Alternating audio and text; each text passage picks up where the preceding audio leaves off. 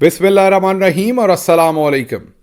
2 जनवरी और पाकिस्तान में जुमेरात की सुबह। आज अभी तक की अहम खबरें और मेरा तज्जिया। खबरें आ रही हैं कि पाकिस्तानी साबिक army chief general retired Qamar Javed Bajwa को गालिबन हाउस अरेस्ट कर लिया गया है। ये पाकिस्तानी मीडिया के अंदर से खबरें दी जा रही हैं। इस खबर में कितनी हकीकत है, कितना अफसाना है, ये सारी चीज़ आपके सामने रखेंगे, तफसील से रखेंगे। लेकिन उससे पहले जो बहुत ही एक इम्पॉर्टेंट डेवलपिंग स्टोरी है, वो आज अमेरिका में चारों ओर होने वाली दहशतगर्दी की कार्रवाइयाँ हैं। आज अमेरिका में न्यूयॉर्क, लॉस वेगस और न्यू ऑरलिन्स, मतलब कि हर तरफ ही दहशतगर्दी के वाक़यात हुए हैं। साल का पहला दिन था। पूरी दुनिया भी परेशान है, अमेरिकी भी परेशान है कि ये सब कुछ क्या हुआ। उसके साथ साथ आपको ये खबर भी देनी है जो कि मोहम्मद मालिक साहब की है कि सऊदी क्राउन प्रिंस मोहम्मद बिन सलमान साहब ने शहबाज शरीफ साहब की क्लास ली है, उन्हें स्कूल किया है। उनको थोड़ी सी डांट डपट पड़ी है क्योंकि उन्होंने होमवर्क नहीं किया हुआ था। ये मोहम्मद मालिक साहब की स्टोरी है, वो भी आपके सामने रखेंगे। और शहजाद अकबर साहब ने एक बड़ी सिजलिंग स्टोरी दी है, और वो है कि पाकिस्तान की प्रीमियर इंटेलिजेंस एजेंसी के चीफ का मोबाइल फ़ोन जो है वो हैक हो गया, और उसमें से क्या क्या डाटा लीक हुआ, क्या क्या नहीं हुआ, ये भी आपके सामने रखेंगे। जब वो प्रीमियर इंटेलिजेंस एजेंसी कहते हैं तो शक जो है वो आईएसआई चीफ के मोबाइल फ़ोन की तरफ ही फिर जाता है। शहजाद अकबर का गालिबन उसी तरफ इशारा है। हतमी नाम उन्होंने नहीं लिया, इसलिए पूरी तफसील आपके सामने उसकी भी रखेंगे। तो सबसे पहले हम अमरीकी ख़बर की तरफ आते हैं। अमेरिका में पिछले 20 घंटे के अंदर, जब हम अभी आपसे बात कर रहे हैं तो रफली पिछले 20 घंटे के अंदर 3 मुख्तलिफ जगहों पर दहशतगर्दी से रिलेटेड जो है वो हमले हो चुके हैं। सबसे बड़ा जो हमला हुआ है वो न्यू ऑरलिन्स में हुआ है, और वहाँ पर एक शख्स ने, जैसे पाकिस्तान में वीगो डाले होते हैं, उनको यहाँ ट्रक कहा जाता है। इवन जो लैंड क्रूज़र्स हैं पाकिस्तान में, फॉर्चूनर हैं, इस तरह की तमाम बड़ी गाड़ियों को अमरीकी ट्रक कहते हैं। हम तो ट्रक उसे बड़े लोडिंग वाली व्हीकल को कहते हैं, जो बड़े बड़े बसें और ट्रक हैं। लेकिन अमेरिका में जो एसयूवीज़ हैं बड़ी, या ये डबल कैबन जो वीगो डाले की तरह के डाले होते हैं, इनको अमेरिका के अंदर ट्रक कहा जाता है। तो इस एक ट्रक को अमेरिका की ज़ुबान में, या आप अपनी ज़ुबान में वीगो डाला कह लें उसे, उसको रेंट पर लिया गया। और नाम उस शख्स का जो FBI बता रही है वो शमसुद्दीन जब्बार है। उसने इस ट्रक को न्यू ऑरलिन्स में, जब न्यू ईयर की लोग पार्टी कर रहे थे, उनके ऊपर चढ़ा दिया। 15 लोगों के मरने की इतलात हैं इस हमले में, और 36 के करीब लोगों के शदीद ज़ख्मी होने की इतलात हैं। अभी उनमें से कितने लोग बच पाएंगे, नहीं बच पाएंगे, इसके बारे में कुछ नहीं कहा जा सकता। अभी तक की जो इन्फॉर्मेशन है वो ये है कि ये जो शमसुद्दीन जब्बार हैं, ये अमेरिका में ही पैदा हुए, टेक्सास में, यहीं पले बड़े, और 2007 से लेके 2020 तक ये अमेरिकी फ़ौज में भी काम करते रहे। 7 से 15 तक ये एक्टिव ड्यूटी करते रहे। एक्टिव ड्यूटी का मतलब होता है कि फ्रंट लाइन पर या एक्टिवली सर्व करना, और 15 से 20 तक ये ज़ाहिर है एक्टिव ड्यूटी पर नहीं थे, लेकिन US मिलिट्री के साथ ही मुंसलिक रहे। ये इराक में भी, या शायद गालिबन अफ़गानिस्तान में डेफिनेटली ये सर्व करते रहे हैं। गालिबन 1 साल या उससे कम अरसे के लिए इन्होंने अफ़गानिस्तान में भी सर्व किया है। अभी हतमी तौर पर नहीं पता कि इनके इंसेस्टर्स कहाँ से हैं। ये ख़ुद तो अमेरिका में ही पैदा हुए, यहीं पले बड़े, लेकिन उनका नाम, उनकी जब तस्वीर आई है मीडिया पे, उसको अगर देखा जाए तो शायबा पड़ता है कि कहीं इनका ताल्लुक जो है वो बर्रे सगीर से ना हो, सब कॉन्टिनेंट से ना हो। पाकिस्तानी नाम तो नहीं लगता, लेकिन बहरहाल फिर भी अभी हतमी तौर पर कुछ कहना कबलज़ वक्त है। अभी इसके ऊपर इन्वेस्टिगेशन हो रही है। बहुत ही बेरहमाना किस्म का ये हमला था, जिसके अंदर लोगों को ट्रक के नीचे कुचल कर मार दिया गया। अब आपके सामने दूसरी खबर रखते हैं। दूसरी खबर भी अमेरिका से ही है, और वो जो सदर ट्रंप का होटल है, होटल ट्रंप, वो लॉस वेगस में है।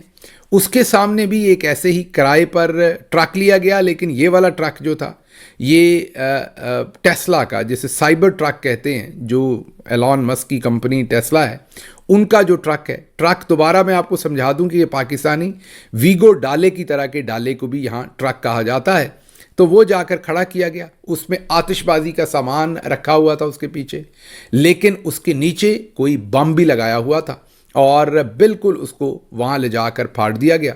اور جب وہ بم پھٹا تو اس سے اس ٹرک کو تو چلے جو نقصان اس کے اندر ہونا تھا، لیکن ٹرک غالباً اتنا زیادہ مضبوط تھا کیونکہ وہ جو ٹیسلا کا ٹرک ہے وہ بڑی موٹی چادر کے ساتھ بنا ہوا ہے. آپ اسے دیکھتے بھی ہیں سڑک پر چلتے یا کہیں پارکنگ لاٹ میں کھڑے تو آپ کو اندازہ ہوتا ہے کہ وہ بہت ہی ہیوی میٹل کے ساتھ بنا ہوا ہے. تو اس نے اس کو وہ جو ایکسپلوژن تھا اس نے سائڈوں کے اوپر پھیلنے نہیں دیا، بلکہ وہ جو بھی ایکسپلوژن ہوا وہ اوپر کو گیا جس سے نقصان نہ ہو سکا. اور جو ٹرمپ ہوٹل کے سامنے جہاں یہ پارک تھا، ایون ہوٹل کے شیشے تک نہ ٹوٹے، حالانکہ بہت ہی ہیوی قسم کا ایکسپلوژن تھا. میڈیا نے انیشلی جو خبریں تھیں وہ تو آپ کو پتہ ہی ہے کہ میڈیا کو ایلان مسک کے ساتھ خاصی پریشانی ہے، اور انہوں نے خبر یہ دی کہ ٹیسلا کا جو ٹرک تھا، کیونکہ یہ الیکٹرانک وہیکل ہے، یہ چارجنگ کے ساتھ چلتی ہے، اس کے اندر انجن نہیں ہے، تو انہوں نے کہا کہ وہ پھٹ گیا، جیسے اس کی بیٹری پھٹ گئی ہو یا وہ خود سے پھٹ گیا ہو. لیکن پھر تھوڑی دیر کے بعد پتہ چلا کہ نہیں، اس کے اندر بم تھا، وہ بم کی وجہ سے پھٹا ہے، وہ خود سے کوئی ٹیسلا کے ٹرک نے جو ہے وہ ایکسپلوژن اس کا نہیں ہوا. اب سوچئے اگر اس کے اندر بم نہ رکھا ہوتا اور یہ خود سے پھٹ جاتا تو پھر لوگ ڈرتے ٹیسلا کا ٹرک خریدتے ہوئے، تو ٹیسلا کا سٹاک تو جو ہے وہ ایک دم کریش کر جاتا، ایلان مسک کو شدید نقصان ہوتا.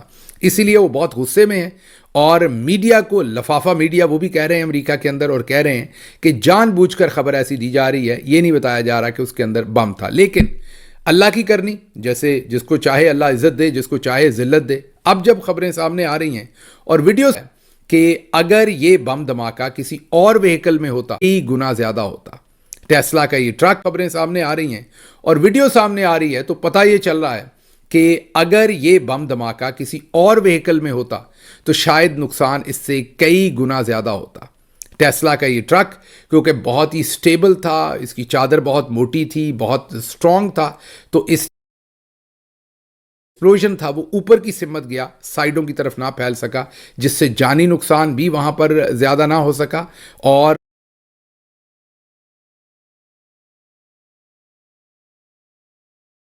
ویسے بھی مالی نقصان بھی زیادہ نہ ہو سکا، اور ٹرک ٹیسلا کا جو ہے وہ اس کے باوجود انٹیکٹ رہا. تو اصل پوری کاروائی تو میڈیا کی تھی کہ کسی طریقے سے ایلان مسک کا اس میں سے برا نام نکالا جائے، لیکن اس کو اس میں سے بھی فائدہ ہو رہا ہے. اب پورا سوشل میڈیا اس کے ٹرک کی جو ہے وہ تعریفیں کر رہا ہے. تیسری خبر جو ہے وہ نیو یارک سے ہے. نیو یارک میں ایک نائٹ کلب کے اندر فائرنگ ہوئی ہے. یہ ابھی جب ہم ریکارڈنگ کر رہے ہیں تو اس سے 1 گھنٹہ پہلے کی یہ خبر ہے، تو ابھی تک اس کے بارے میں کچھ حتمی طور پر نہیں پتا کس نے فائرنگ کی ہے، کتنے لوگ اس کے اندر اگر جان سے گئے. یہ پتا چلا کہ 11 لوگوں کو گولیاں لگی ہیں ابھی تک کی انفارمیشن کے مطابق. کوئنز کا علاقہ ہے نیو یارک میں، اور وہاں پر یہ نائٹ کلب ہے جس کے اندر گولیاں چلی ہیں. امریکی وقت کے مطابق بدھ کی رات تقریباً 11:30 بجے رات کو یہ واقعہ ہوا ہے. تو یہ 3 واقعے ایک ہی دن میں، جنوری کی 1 تاریخ کو تینوں واقعات آپ یہ کہہ لیں ایک ہی تاریخ میں، ایک ہی دن میں، نیو یارک سے لے کے اسے ایسٹ کوسٹ کہتے ہیں، اس سے لے کے آل دا وے ویسٹ کوسٹ لاس ویگس میں، اور پھر نیو اورلینز میں یہ جو واقعات ہوئے ہیں اور اس میں جانیں گئی ہیں، اس نے پوری دنیا کو ہلا کے رکھ دیا، ڈیفینیٹلی امریکہ کو بھی ہلا کے رکھ دیا. اب جیسے ہی یہ دہشت گردی کا واقعہ ہوا اور شمس الدین جبار کا نام آیا، ظاہر ہے مسلمان کا نام آیا، یا نام سے کم از کم، اب پتہ نہیں یہ مسلمان ہیں کہ نہیں، لیکن نام سے تو یہی لگ رہا ہے کہ مسلمان ہیں. اور پھر انہوں نے آئسس کا جھنڈا بھی اس ٹرک کے اوپر لگا رکھا تھا، اس نے شمس الدین جبار نے. تو ان حالات میں لوگوں نے سوشل میڈیا کے اوپر وہی جو اسلاموفوبیا ہے، فوری طور پر مسلمانوں کے خلاف، اسلام کے خلاف نفرت جو ہے اس کا اظہار کرنا شروع کر دیا، اور اسلام کو، مسلمانوں کو ایکسٹریمسٹ کہنا شروع کر دیا. ایسے حالات میں سوچئے کون ڈٹ کے کھڑا ہوا اور کس نے مسلمانوں کا دفاع کیا. ان کا نام ہے رچرڈ گرینل. رچرڈ گرینل نے ایک بہت ہی پاورفل ٹویٹ کیا. انہوں نے کہا کہ ایسے لوگ ایکسٹریمسٹ ہیں اور مسلمان بھی ان کو ایکسٹریمسٹ ہی کہتے ہیں. ابھی چند دن پہلے تک پاکستان کے چودھری نظام الدین اور پاکستان کا لفافہ میڈیا رچرڈ گرینل پر صرف اس لیے حملہ کر رہا تھا کہ اس نے فری عمران خان کا نعرہ کیوں لگا دیا تھا. اور میں نے آپ کو یہ بھی بتایا تھا کہ جو پاک پیک ہے جس کو اب توڑنے کی چودھری نظام الدین نے کوشش شروع کی ہے، اور جو عدیل راجہ صاحب کی خبر تھی کہ کچھ لوگوں کو امریکہ سے بلایا گیا ہے اور ان کے ساتھ میٹنگز کی گئی ہیں اور ان کے ذمہ یہ لگایا گیا ہے کہ آپ ایک پیرلل پاک پیک بنائیں اب ان لوگوں کے جب ہم نے ٹویٹر اکاؤنٹ کو چیک کیا ہے تو پتہ چلا ہے کہ وہ واقعی پاکستان میں ہیں اور واقعی نون لیگ کی گورنمنٹ کے اور چودھری نظام الدین کے وہ گیسٹ ہیں اور واقعی حکومتی مشینری کے ساتھ ملاقاتیں کرتے پھر رہے ہیں. تو اس سے لگ یہ رہا ہے, جب تک وہ ڈینائی نہ کر دیں تو ہم یہی کہیں گے, لگ یہ رہا ہے کہ عدیل راجہ صاحب کی سٹوری جو ہے وہ درست ہے کہ پاک پیک کے اوپر حملہ کرنے کا بھرپور پروگرام چودھری نظام الدین بنا چکے ہیں. بہرحال رچرڈ گرینل جن کو ایکسیس کیا تھا, جن کے ساتھ کوارڈینیٹ کیا تھا پاک پیک کے پاکستانیوں نے, وہ آج پوری پاکستانی کمیونٹی ہی نہیں بلکہ پوری مسلمان کمیونٹی کے لیے آواز اٹھا رہے ہیں. اور لیڈرشپ ہوتی بھی یہی ہے کہ جب کرائسس ہو اس کے اندر آپ ایمرج ہوں, اس کے اندر آپ تگڑا سٹانس لیں. کیونکہ اس وقت شمس الدین جبار کا نام آنے کے بعد بہت سارے لوگ جو ہیں وہ اسلام اور مسلمانوں کے اوپر حملہ کر رہے ہیں, اور ایسے حالات میں جب لوگوں کے ایموشنز ہائی ہوں, آپ پاکستان میں سوچئے نا, ذرا کوئی مذہبی معاملہ ہو جائے, اس کو مذہبی معاملے کے طور پر ہی لیں, کیونکہ وہاں دہشت گردی کو ایسے ہی لیا جاتا ہے جیسے ہمارے ہاں مذہبی معاملات کو لیا جاتا ہے. تو پاکستان میں اگر کوئی مذہبی معاملہ ہو اور کوئی اس کے خلاف بیان دے تو سوچئے ہم اس کا کیا حشر کرتے ہیں, بھلے کوئی ہمارا اپنا ہی ہو, ہم اس کے اوپر قتل کے فتوے لگا دیتے ہیں, ہم اس کے اوپر کفر کے فتوے لگا دیتے ہیں. ایسے ہی ہر سوسائٹی میں جو ایکسٹریمسٹ ہوتے ہیں وہ ایسے ہی کرتے ہیں. ایسے حالات میں بالکل تن کے کھڑے ہونا اور درست سمت کھڑے ہونا, اسی کو لیڈرشپ کہتے ہیں. ہم ستائش کرتے ہیں رچرڈ گرینل کی کہ انہوں نے مسلمانوں کے جذبات کی عکاسی بھی کی, بلکہ جو عمران خان اپنی ہر تقریر میں اسلاموفوبیا کے خلاف بولتے تھے, آج عمران خان بھلے جیل میں ہیں لیکن ان کے الفاظ جو ہیں وہ سننے کو مل رہے ہیں آج رچرڈ گرینل سے کہ ہر مذہب میں ایکسٹریمسٹ ہو سکتے ہیں. مسلمان بھی ایسے لوگوں کو ایکسٹریمسٹ ہی کہتے ہیں جو بے قصوروں کی جان لیتے ہیں. بہرحال جی اگلی طرف چلتے ہیں. اگلی خبر جو ہے وہ جنرل باجوہ کی خبر ہے, جیسا ہم نے آپ کو کہا تھا کہ آپ کو یہ خبر دیں گے. خبر یہ زاہد گشکوری صاحب کی ہے. زاہد گشکوری جو ہیں ایک جانے مانے رپورٹر ہیں, لیا سے ان کا تعلق ہے, ہیں بڑے سینئر رپورٹر. اب تو رپورٹر کہنا بھی ان کا تجربہ ہے اس کے سامنے درست نہیں ہے. ویسے تو رپورٹر ہی رہتا ہے, جتنا مرضی سینئر ہو جائے وہ بڑا فخر محسوس کرتے ہیں. لیکن زاہد گشکوری بڑے ہی سینئر جرنلسٹ ہیں, پہلے جیو ٹی وی میں ہوتے تھے, اب یہ دوسرے ٹیلی ویژنس کے اندر کام کر رہے ہیں. لیکن ان کی خبر یہ ہے کہ جنرل باجوہ کو جو ہے وہ ان کے اوپر ملاقاتیں کرنے پر پابندی ہے. جب کسی کے اوپر بھی کسی کو ملاقات کرنے پر پابندی ہو یا باہر جانے پر پابندی ہو تو عرف عام میں اسے ہاؤس اریسٹ کہا جاتا ہے. یہ ڈیٹینشن ہوتی ہے, ہاؤس اریسٹ ہوتا ہے. ہاں یہ ضرور ہے کہ اس کا کوئی ریٹن آرڈر نہیں ہوگا یا ٹیکنیکلی انہیں ہاؤس اریسٹ نہیں کہا ہوگا ابھی بھی کسی ریٹن آرڈر میں. لیکن جو زاہد گشکوری صاحب کہہ رہے ہیں ان کی خبر, میں نے جیسے آپ کو کہا کہ وہ معتبر جرنلسٹ ہیں اور وہ آن ریکرڈ کہہ رہے ہیں. اور یہ بھی ذہن میں رکھیے کہ زاہد گشکوری ایسے نہیں ہے کہ وہ خبر کی تصدیق کیے بغیر خبر دے دیں. جب یہ خبر دے رہے ہیں تو انہوں نے ضرور, یہ میں آپ کو حتمی طور پر بتا رہا ہوں, انہوں نے ضرور عسکری ذرائع سے چیک کرنے کے بعد یہ خبر دی ہوگی. فوجی ذرائع سے چیک کیے بغیر انہوں نے اتنی بڑی خبر پاکستان کے ٹیلی ویژن پر بیٹھ کر نہیں دی. تو اس سے یہ بات تو طے ہو گئی کہ اب کوئی مانے یا نہ مانے, انکار کر دے, کل کو یہ پابندی ہٹ جائے اور کہیں کبھی ایسی پابندی نہیں تھی. لیکن اس وقت general retired Qamar Javed Bajwa ex army chief, ان کو ڈیٹین کیا ہوا ہے, ہاؤس اریسٹ کیا ہوا ہے, ان کو کسی کے ساتھ ملنے کی اجازت نہیں ہے. اچھا یہ خبر آپ کے لیے اور ہمارے لیے نئی نہیں ہے, آپ کو یاد کرنا پڑے گا, اپنی یادداشت پر زور ڈالنا پڑے گا. اب سے 4-5 مہینے پہلے میں نے آپ کو ایک داستان سنائی تھی کہ قمر جاوید باجوہ صاحب آج کل جرنلسٹوں سے ملنا چاہتے ہیں, بہت سارے تو ان سے ملتے ہی نہیں ہیں, اور جو ملتے ہیں ان کو قمر جاوید باجوہ صاحب ڈائریکٹلی نہیں مل پاتے. پہلے انہیں کسی اور جگہ پر وہ اپنی گاڑی بھیج کے منگواتے ہیں, پھر کسی اور جگہ پر, پھر کسی اور جگہ پر, جگہ چینج کر کے ان کو اپنے گھر لے کر جاتے ہیں. یہ ہم نے آپ کو 4 سے 5 مہینے پہلے یہ سٹوری دی تھی اپنے ویلاگ میں, اور آپ کو بتایا تھا کہ قمر جاوید باجوہ صاحب بہت سارے لوگوں کو کانٹیکٹ کرتے ہیں. بہت سارے لوگ تو ان کا فون نہیں اٹھاتے, ان سے ملنا نہیں چاہتے. جو چاہتے ہیں ان کو بھی پھر انہیں چھپا کے لے کے جانا پڑتا ہے کیونکہ اجازت نہیں ہے ان کے ساتھ لوگوں کی بات چیت کرنے کی. تو یہ خبر اب زاہد گشکوری جو دے رہے ہیں, اس کا بیک گراؤنڈ 4-5 مہینے پہلے ہم بتا چکے تھے. اور میرے خیال میں اگر جنرل عاصم منیر تھوڑے سے بھی کائیاں ہوں تو ان کو شاید یہ نہیں پتا کہ جنرل قمر جاوید باجوہ کو اگر دنیا کی سخت ترین سزا دینی ہے وہ یہی ہے کہ ان کی ملاقات لوگوں کے ساتھ بند کر دیں. ان کے لیے یہی سزائے موت ہے. وجہ کیا ہے؟ وجہ یہ ہے کہ جنرل قمر جاوید باجوہ صاحب جب تک چگلیاں نہ کر لیں، جھوٹ نہ بول لیں، ادھر کی تیلی ادھر نہ لگا دیں، ادھر کا جھوٹ ادھر نہ بتا دیں، ان کی گیس نہیں نکلتی، ان کا پیٹ جو ہے وہ ہلکا نہیں ہوتا، انہیں چین نہیں آتا. تو یہ جو ان پر ایک قدغن لگائی ہے کہ وہ کسی سے نہیں مل سکتے، جو زاہد گشکوری کی سٹوری ہے، اور میں آپ کو کہہ رہا ہوں کہ وہ بڑے سکہ بند جرنلسٹ ہیں، اگر ان کی سٹوری ہے تو اس کے اندر بڑا وزن ہے. تو ان کی یہ جو سٹوری ہے، اس سے تو یہ لگتا ہے کہ جنرل ریٹائرڈ قمر جاوید باجوہ جو ہیں ان کو زندگی کی سب سے گندی سزا جو ہے وہ ملی ہوئی ہے. دیکھتے ہیں کب تک ملی رہتی ہے، مزید اس چیز کو کھوجیں گے اور آپ کے سامنے رکھیں گے کہ آج کل ان کے حالات کیا ہیں. لیکن یہ بات میں حتمی طور پہ بتا سکتا ہوں کہ جتنی انہیں چگلی کرنے کی عادت ہے وہ بہت ہی بڑی تکلیف میں ہوں گے. اللہ ان کے جو بھی معاملات ہیں ان کو خود ہی دیکھے. ہم یہ نہیں کہہ سکتے آسانی کرے یا نہ آسانی کرے، بس یہی کہیں گے کہ ان معاملات کو جو انہوں نے کیا ہے اور جو اللہ میاں سمجھتے ہیں کہ ان کے لیے بہتر ہے، وہ ان کے ساتھ اس طریقے کا انصاف کیا جائے. اچھا جی، اگلی خبر جو ہے وہ محمد مالک صاحب کی ہے. انہوں نے بڑی انٹرسٹنگ خبر دی ہے. انہوں نے خبر یہ دی ہے کہ جب شہباز شریف حال ہی میں سعودی کراؤن پرنس محمد بن سلمان سے ملنے گئے تو محمد بن سلمان نے انہیں کہا کہ جو ہمارا انویسٹمنٹ بورڈ ہے، یاد ہے نا SIFC میں $100 ارب کی انویسٹمنٹ آنی تھی، جس میں سے $25 ارب ہم نے محمد بن سلمان صاحب سے لینے تھے. تو انہوں نے کہا کہ پوری دنیا میں جو ہمارا انویسٹمنٹ بورڈ ہے وہ انویسٹمنٹس کرتا ہے، 6 ملکوں کو میں پرسنلی دیکھتا ہوں، وہ میرے لیے امپورٹنٹ ہے، ان میں ایک پاکستان بھی ہے. تو میں نے جب آپ لوگوں کے جو پروجیکٹس آپ نے بنا کے بھیجے ہیں، ظاہر ہے ان کی کابینہ نے بنا کے بھیجے ہیں شہباز شریف صاحب کی، اور ساتھ چودھری نظام الدین کے سارے افسران، SIFC تو ہے ہی فوج کے پاس اس ٹائم، تو جو انہوں نے پرپوزلز بنا کر بھیجے ہیں، جو انہوں نے پروجیکٹس بنا کر بھیجے ہیں، وہ محمد بن سلمان نے کہا ہے کہ وہ تو بہت ہی بیہودہ قسم کے ہیں، بلکہ محمد مالک صاحب نے BS کا لفظ استعمال کیا ہے. معذرت کے ساتھ BS کا مطلب بلشٹ.